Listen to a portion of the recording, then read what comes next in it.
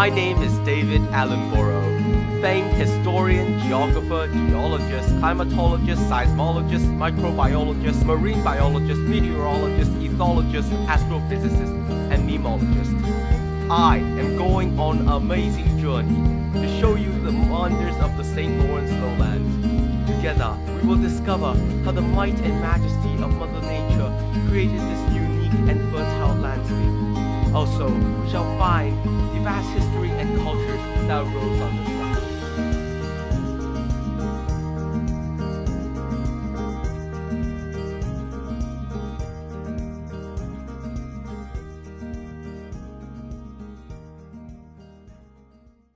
The St. Lawrence Lowlands, the smallest geographical region in Canada, located on the southern parts of Quebec and Ontario, encompassing the Great Lakes.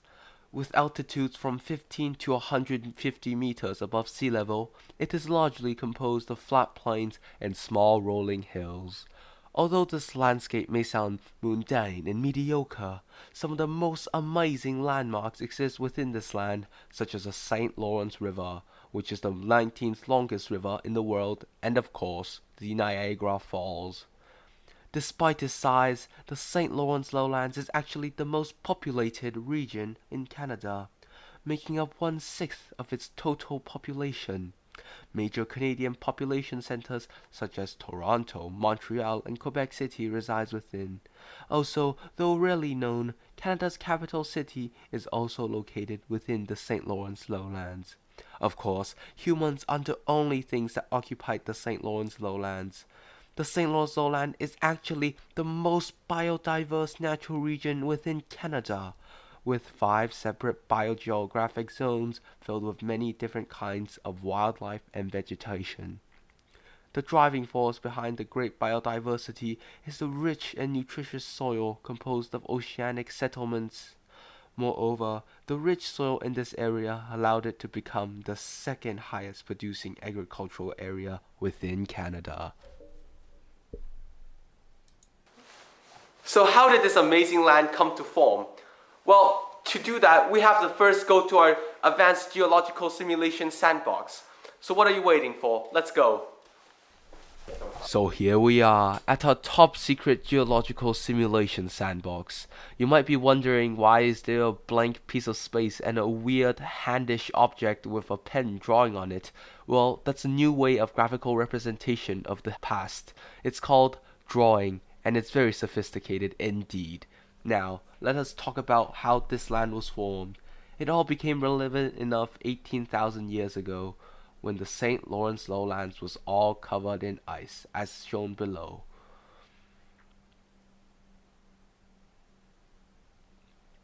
See that blue stuff? Yeah, imagine it as well-drawn ice. See, it's very good ice indeed. Now, after a while, the ice began to slowly recede, revealing the land beneath. As you know, our erasing skills are top of the line, no mistake. And there you go, the ice is gone. And when the final last bit of ice is gone, 13,000 years ago, the ocean flooded in, bringing in its rich settlements and covering the land in water. And slowly, this ocean water began to recede too, as the land began to rise quickly, as much as 20 meters per century.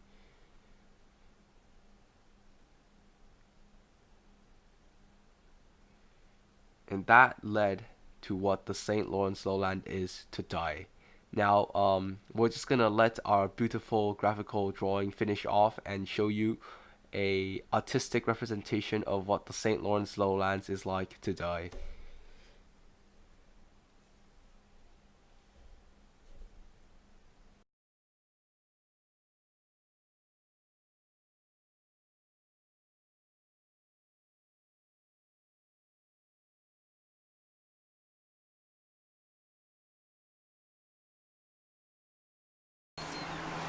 Now that we got the boring stuff over with, due to the importance of this land in accordance to Canadian history, let us travel into the past in our TARDIS. Due to legal reasons, TARDIS does stand for trippy and random dimension in space. Now, time travel is extremely dangerous. Because of this, we must make sure that we must not be seen or heard, because this could change history forever. Now, me and my team will all be equipped with state-of-the-art cloaking devices. Now please. Alright, now, let us set in time and let's go.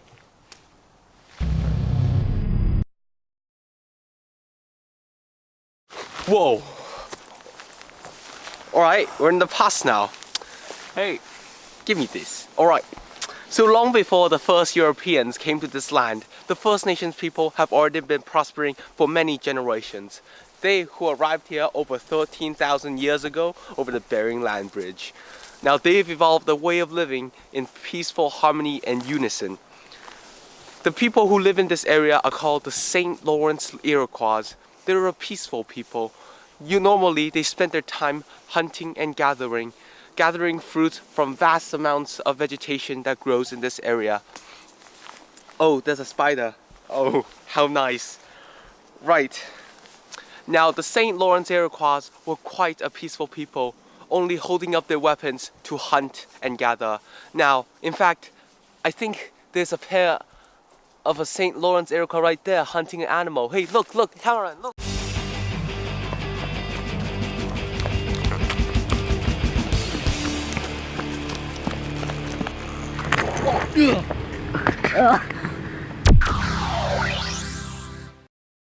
Alright, so here we are in 1535. As you're wondering why 1535 will have such a nice wooden hut that's clearly from the 2014 era, well, the budget of this film and, the time of this film has constrained us to travel to a parallel universe where the meeting of the Jax Cartier, a chief Donnacotah, occurs in a backyard. Therefore, here it was 1535 when the French, led by Jax Cartier, have first landed in St. Lawrence lowlands. It was here where they met with Chief Donnacotah of the St. Lawrence Iroquois. This marked an important point in history where the first trade between Europeans and First Nations occurred. Jax and his men offered what is to them average metal tools, but to the First Nations of Canada, which has never developed metalworking, the values of these tools are endless. In return, the First Nations gave Europeans beaver fur, which is not particularly valuable at the time, but will soon become one of the most sought-after resources in North America. In fact, I think in just a few moments, Chief Donnacotah and Jax Cartier is about to meet. Let's wait here. Yeah. 6.5 hours later.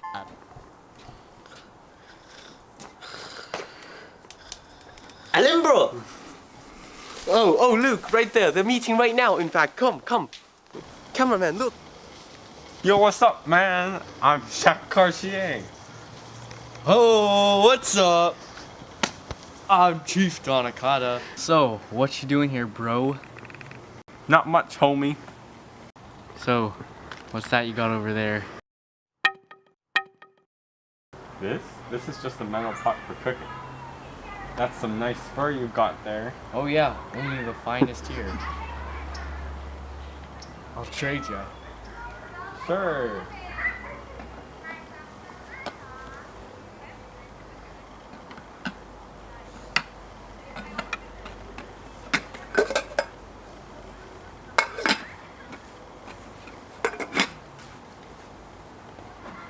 Now, ladies and gentlemen, you have just witnessed the foundation of a new era of mercantilism, colonialism, and imperialism. Jax Cartier ended up taking 2 of Chief Donnacotah's sons back to Europe to prove to the people that indeed there was another world and another civilization lying just beyond the sea. This sparked many more expeditions to North America. Eventually, one will be led by Samuel de Champlain, which will ultimately lay the foundation to New France, which will now known as Quebec, and eventually Canada. Alright, so this should be 1608, when Samuel de Champlain led just 28 men and founded the settlement of New France. Now, of course, due to budget reasons, we cannot actually travel to the past and depict New France. So, somebody's house, obviously not mine, will have to do. And of course, as it says here, New France, right? So it clearly is New France. Now shall pick the lock and we shall go inside. Alright, let's go inside. take off your shoes, please, cameraman. As you see here, this is New France. Although it's very, you know, house-like and very unlike New France, this will have to do. Please follow me. Now, as you see, how can there be modern lighting and furniture inside New France? Well, the answer simply is, you know, we ran out of budget. Sorry. Now, here, as we shall see,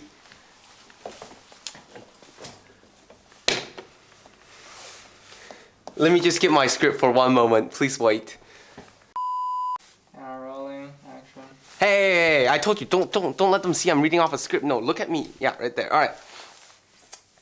So, how did this place become the first permanent settlement in North America, I ask? Well, this is a clever alliance between the Hurons and the French.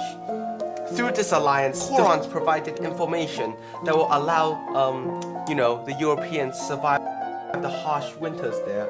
And also, they provided maps and important geological information which allowed the French to eventually establish a huge trading network. What the Hurons got in return was the support of the French with their relatively advanced weapons and, you know, such as the musket. And also, a trade alliance was also formed which is beneficial to both parties. Now, of course, I hear you ask, show us the war, show us the fighting, you know, we want to know all the interesting stuff. Well, unfortunately, we couldn't do that. You know why? Because, you know, the History Channel has very strict health and safety administrations. Now, what we can do is show you... Is this a non-copyrighted footage, well, at least we hope it's not copyrighted footage, of two cats fighting as Jedis? Yes, we really are out of budget.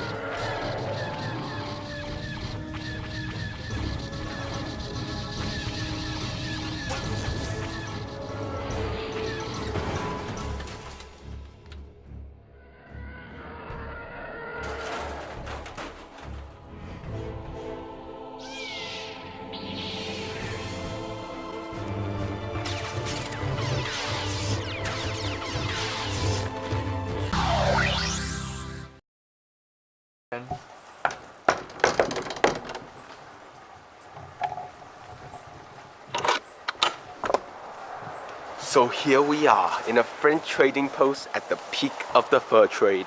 Now you may be asking yourself, what is the fur trade? Well, the fur trade is a thing that kind of exploded after they discovered that beaver fur can be made into lavish items such as hats, which cost many times more expensive than the original source of beaver furs, much like the luxury items we buy today. So how did they go? First Nations from all over the area, mainly in the Canadian Shield, so we'll try to skimp on this one to not steal their content, would gather the beaver furs and travel the rivers to in canoes to French trading posts, which will then trade them things such as sugars and, you know, metalworking knives. Now, although this was beneficial to both sides at first, this would be proven to be demolishing to the First Nations of the area.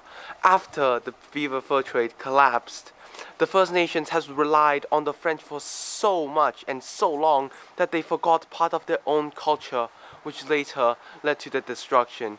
What's even more, the fur trade caused people to spread disease all over the tribes of St. Lawrence lowlands and even more, which eventually killed off over 60% of the First Nations population.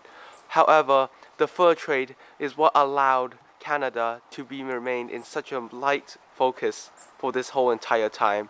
So although terrible things has happened because of it, without the fur trade, Canada will not be able to exist.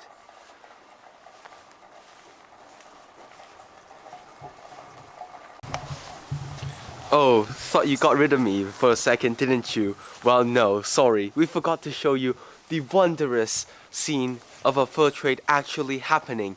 Therefore, we will now jump cut to our budgeted version of the fur trade because, of course, we're out of budget. So, here we go.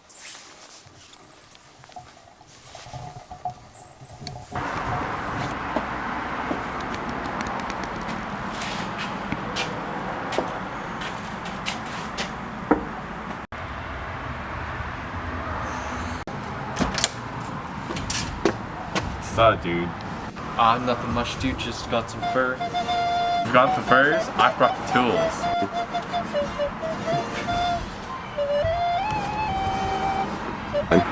Wanna trade? Sure. So now that we went through this little journey of ours, I hope that you've learned a little bit about the history and culture existing within the St. Lawrence lowlands. Unfortunately, we would love to go into more depth, but because of the production costs and time limit that, or rather the History Channel administration gave us, we no longer have the budget or the time to continue in depth and complete this wonderful series of videos we like to call Planet Earth. And because of this, me and our whole film crew had put our houses on mortgage to pay for the fees of time travel, the cameraman, editing, bunch of other things, places to film. So we're completely broke because of this. And on that bombshell, it's time to end. Thank you for watching.